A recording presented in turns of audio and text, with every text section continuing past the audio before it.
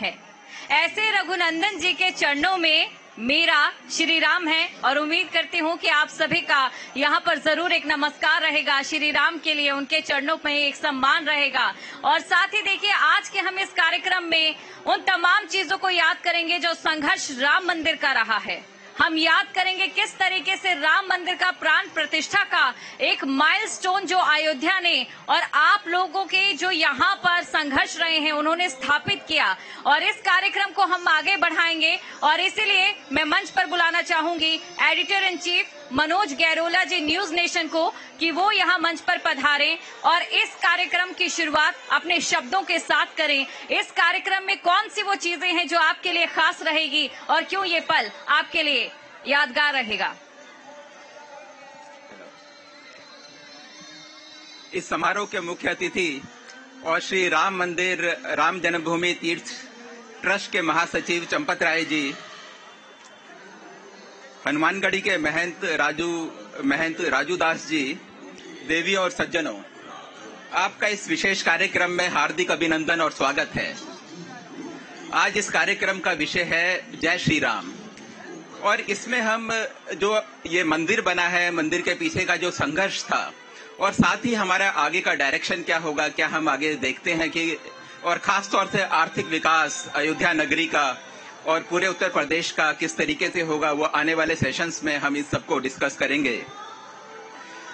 ये देखिए, ये आज हमारा बहुत बड़ा सौभाग्य है कि हम अयोध्या नगरी में अपना ये कार्यक्रम और इस विषय के साथ हम लोगों ने ये किया है। आज साल पहले तक हम सोच भी नहीं सकते थे कि इस तरीके का कार्यक्रम हम अयोध्या में करेंगे। अयोध्या में जो ये भव्य मंदिर बना है और अभी और भी बनना बाकी है, इस पीछे सनातन समाज ने एक बहुत बड़ा संघर्ष किया।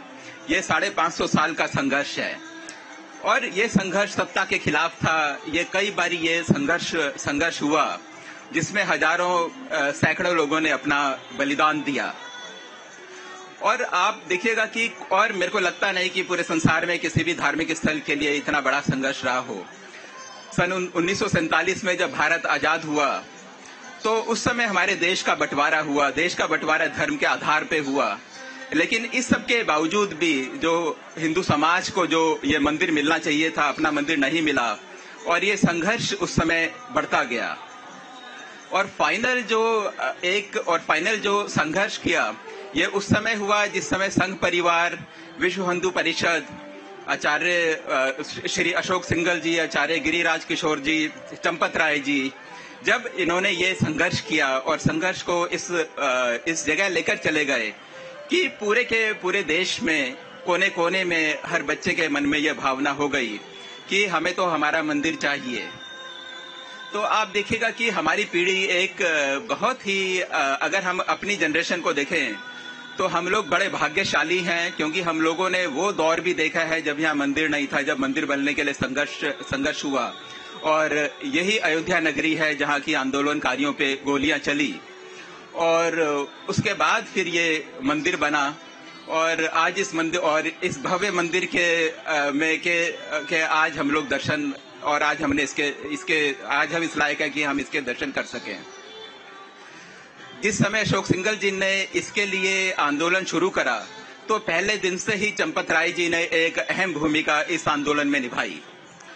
और ये तब से लेकर, चाहे वो जमीनी आंदोलन हो, चंपत राय जी अपने कार्यकर्ताओं के साथ खड़े रहे, चाहे जब ये जमीनी आंदोलन से जब ये एक कानून का संघर्ष हुआ तो उस समय भी चंपत राय जी ने एक बहुत ही अहम भूमिका निभाई।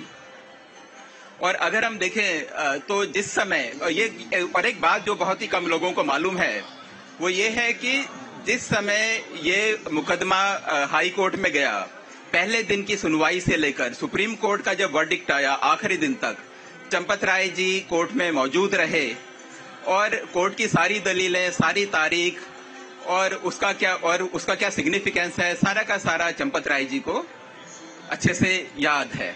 और इस समय जब सुप्रीम कोर्ट के आदेश के बाद जब ये ट्रस्ट बना तो ट्रस्ट में चंपत राय जी को एक अहम भूमिका मिली। तब से लेकर पहले दिन से लेकर आज तक चंपत राय जी ने कुछ नए, चंपत राय जी को जो जिस तरीके से पहले काम कर रहे थे वही काम आज की डेट तक इन्होंने किया।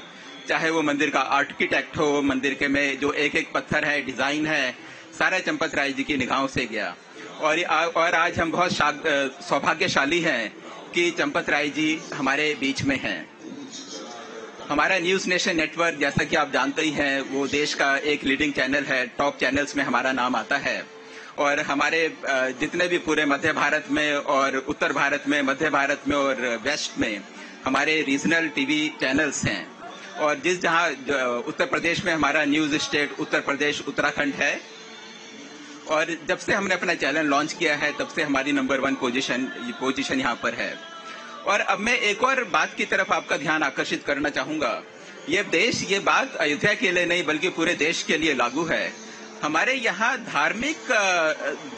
धार्मिक स्थलों में हमारे यहाँ टूरिज्म बहुत ज्यादा बढ़ा है।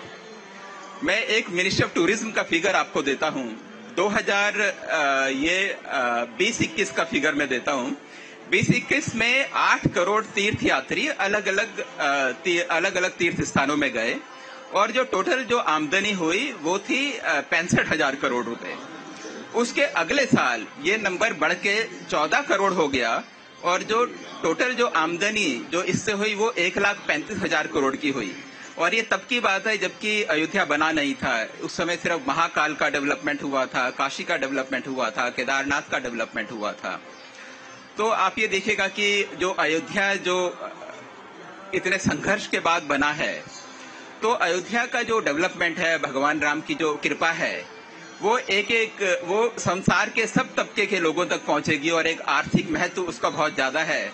चाहे वो जो गरीब से गरीब आदमी है उसके भी घर में खुशियां आएंगी। और इसके साथ ही मैं आप सबका एक बार फिर धन्यवाद करता हूं। आपका इस कार्यक्रम में शामिल होने के लिए बहुत बहुत धन्यवाद।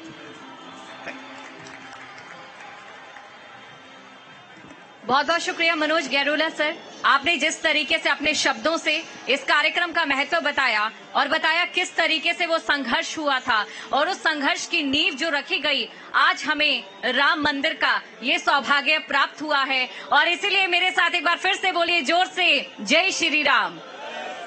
तो चलिए इस कार्यक्रम को हम आगे बढ़ाते हैं और मैं मंच पर एक बार फिर से मनोज गैरोला सर आपको बुलाना चाहूंगी और आप ही के साथ में यहाँ पर बुलाना चाहूंगी श्री चंपत राय जी को, जो यहाँ पर आए हैं, पधारे हैं और जिनके संघर्ष की वजह से हमारे राम मंदिर का ये सपना पूरा हुआ है। और उसी के साथ मैं मंच पर बुलाना चाहूंगी महंत राजू दास जी को भी, क्योंकि उन्होंने समाज को एक जो दिशा दी है, युवाओं को सनातन के धर्म के असली मतलब का जो पाठ पढ़ाया है।